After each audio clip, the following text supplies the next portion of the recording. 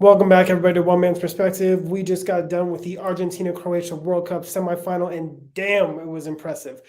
And when I say impressive, I mean specifically from an Argentina perspective. Not to say that Croatia were particularly bad. They just got outplayed in this game. Not outfought, because they are warriors. That warrior mentality just is exuded through their entire team from beginning of the game, from the first whistle to the last. That said, this was a near totally dominant game by Argentina. There was not a single bad player on the pitch from Argentina. They were just spectacular from beginning to end. What I would say about this game is that you can see from the body language, the attitude, the aggression of this Argentine team that they want this World Cup. And they really want it for Lionel Messi to cement his legacy as, one of the greatest of all time, the GOAT. But that said, there was an incredible just energy about this team. Starting from with Julian Alvarez, who I thought personally was man of the match. Everybody gave it to Messi, of course, because it's Messi. But Julian Alvarez, led from the front. He pressed from the front. He never stopped running. Got 2 goals. Created a penalty, which, by the way, I do consider a penalty, despite the conspiracy theories, despite the contention that there is. I do think it was a penalty. But yes, to me, Julian Alvarez was the man of the match. And they were just excellent. He was phenomenal. Messi was great. He put on a show for that third goal with that assist. Rolling Josko Gvardiol, who has been absolutely superb at the heart of the Croatian defense all tournament, and honestly, to me, is probably the best defender in the tournament. And at such a young age of 20 is absolutely incredible. You can see why he's being linked with big clubs across the world, across Europe, excuse me. That said, the way that Messi rolled him and provided that assist for that third goal was just it was astounding. It was hard to watch if you're a Croatia fan,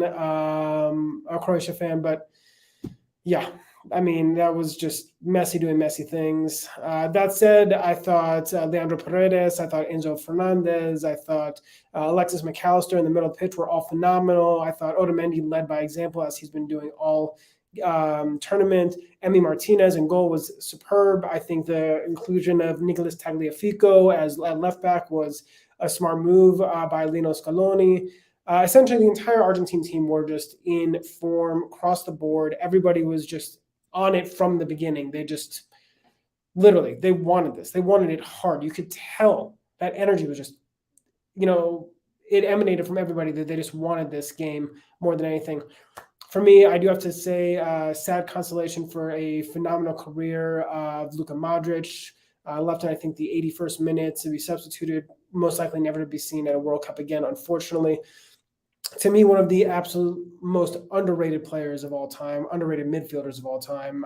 The man is a legend.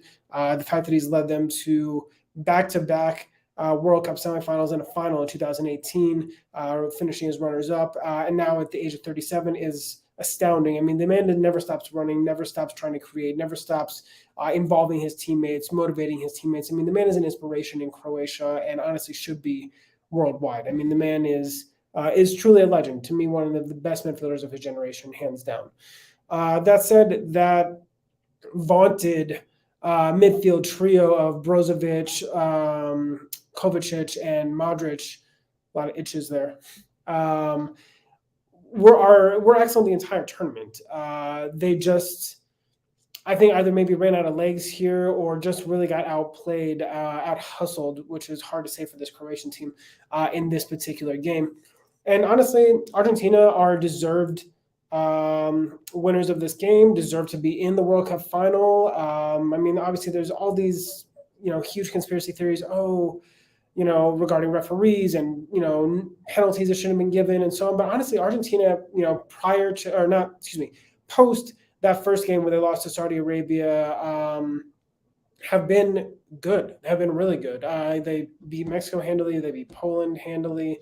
They beat Australia with a little bit of a, luck there at the end. Not even luck necessarily, just a great Emi Martinez save, but beat Australia. I mean, they've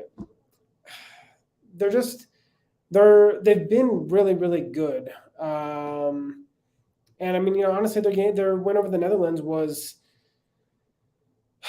I mean, I wouldn't say down to luck. I mean, they were deservedly up 2-0, gave up a 2-goal lead at the very death of the game, and then emerged victorious on penalties. And thank you again, Emi Martinez. I think he's been also one of the goalkeepers of the tournament, but also just like the heartbeat of the Argentine team alongside Messi.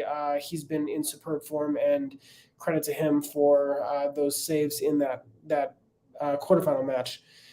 But again, Croatia, mad credit to you all. Seriously, like I don't know what to say for a country of less than 4 million to continuously pump out these just incredible footballers, year after year after year.